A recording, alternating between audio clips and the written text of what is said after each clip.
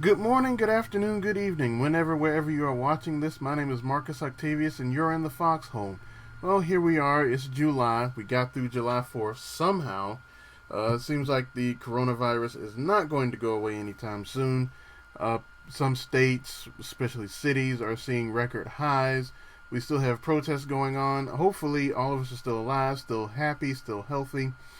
If you are out there, if you are marching or even going to the grocery store, as always, maintain your 6 feet, wear your mask, wash your hands, and try to stay clean.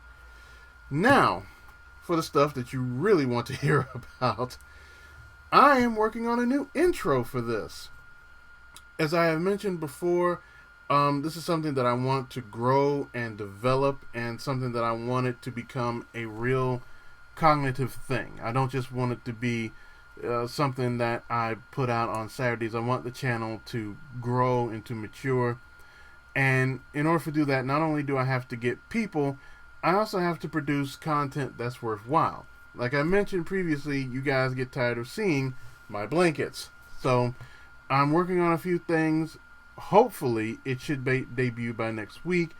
Working on a few musical copyright, I wouldn't say issues, but sort of formalities, legalities.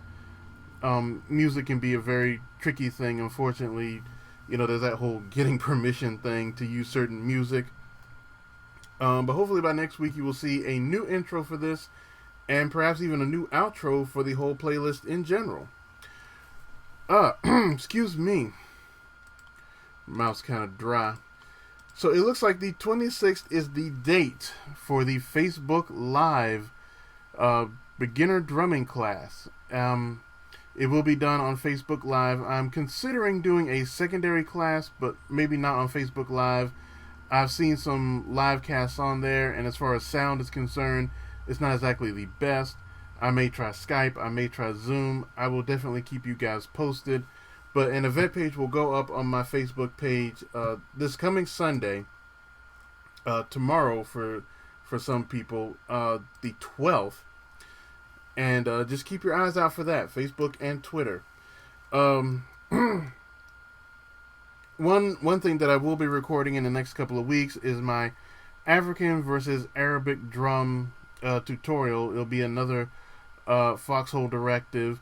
I feel like it's something that a lot of beginner percussionists should understand and know about. There's different shapes, different sizes, different sounds. And for me, I feel as though it's a class that needs to be taught because it's not talked about a whole lot. So also keep your eye out for that. It will more than likely drop next week. If not, it will drop the week of, ironically, the excuse me, the drumming class. Now on to the list. Lena Espira, Bronski Beat, Rosetta Stone, Die Krups, and Switchblade Symphony jump back into the Foxhole. This particular list is going to be a little interesting in that it's got a few odds and ends to it that's going to be a little bit more mainstream than some of you are probably used to. But all of them I'm getting ready to cite, have a specific reason as to why I'm adding it. And we're going to start with somebody who I've always been fascinated by, but have never really had the chance to talk a lot about her, and that's Cleveland's own Tracy Chapman. Singer-songwriter with 8 albums to her credit, 2 compilation albums.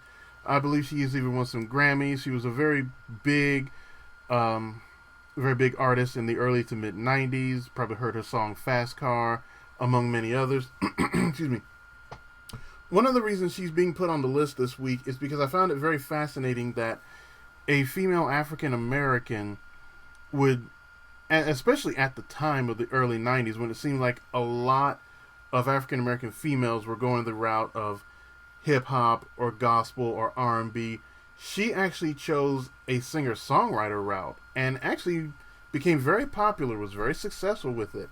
And I think it just goes to show that you don't have to fit a stereotype. You can just make good art and people will appreciate it. Excuse me. So Tracy Chapman, going back to, if you watched the 80s Unknown clip that I posted a couple of weeks ago, I mentioned the the Smithereens, who were college rock favorites. And this is another college rock favorite, as a matter of fact. Jamestown, New York's own 10,000 Maniacs, with 9 studio albums, 6 extended, and their lead singer actually broke off from the group in the mid-90s, Natalie Merchant, and emerged something as a soloist, a pretty good soloist, as a matter of fact, and sort of got lumped into, fairly or unfairly, that whole Lilith Fair type crowd, the all-female music festival, which I was actually a fan of. I like singer-songwriters of any sort. Most of my close friends will tell you that I'm big fans of not only Wyclef Jean, but of James Taylor. But 10,000 Maniacs were definitely a college rock band, but they also did very alternative songwriting, pretty straightforward musicality, but it was good music. It was very good music. Definitely a college rock, but also an alternative band. Terry B., born Teresa Beth, out of Anaheim, is a rapper and a writer, among many other things, activist, singer, songwriter. I cannot really remember if I stumbled upon her song, which is on the list this week, Beware the Crone, either by myself or through somebody else. But I found it very fascinating. In the early 90s, she was a white female rapper, if you can imagine such a thing. And I'm not necessarily laughing at the concept of a white rapper, but I'm laughing at the concept of a female white rapper in the 90s, which was virtually unheard of. She was sort of part of the whole NWA, if you remember Dr. Dre, Eazy-E, that whole thing. In fact, if the Wikipedia is to be believed, there was an altercation between her and Dr. Dre, where Dr. Dre apparently punched her for not recording with him. So if you believe Wikipedia, that's a blacklist against that. If you got those beats by Dre, you're probably throwing them in the trash right now. In the early 90s, she was part of a dance duo called Bordeaux, and she sort of broke off from that. She also is lead singer of a new metal group, My Ruin, with her partner Mick Murphy. But she also has 2 solo rap albums to her credit. 55 years old, still going strong. Female white rapper, Terry B. Look her up. You'd probably be very surprised. Now I'm going to try to pronounce this as best I can. Ashley McIsaac is a fiddler out of Nova Scotia, Canada. And if anybody listened to the album, the compilation album Celtic Moods, you probably heard his song Sleepy Maggie. He does mostly Celtic fusion music. He has 3 Juno Awards to his credit, which is sort of the Canadian equivalent of the Grammys.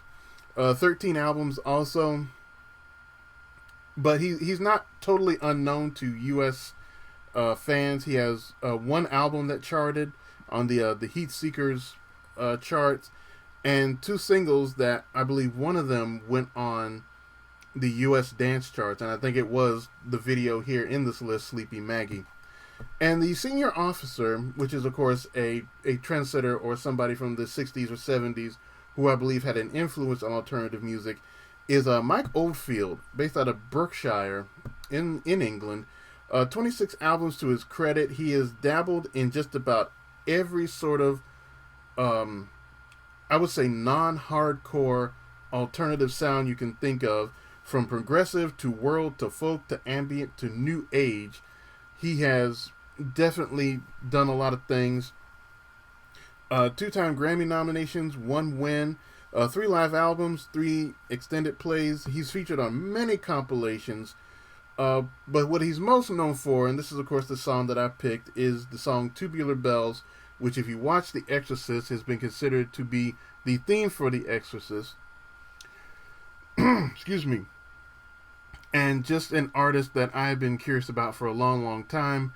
And while he may not be recognized by the Grammy Association or whatever they're called, I felt like recognizing him. So your senior officer for this week in the Foxxhole, Mike Oldfield. Please like, share, subscribe, do all that stuff. Facebook, Twitter, and my email are right down here. Enjoy the list. This is Marcus Octavius from the Foxxhole.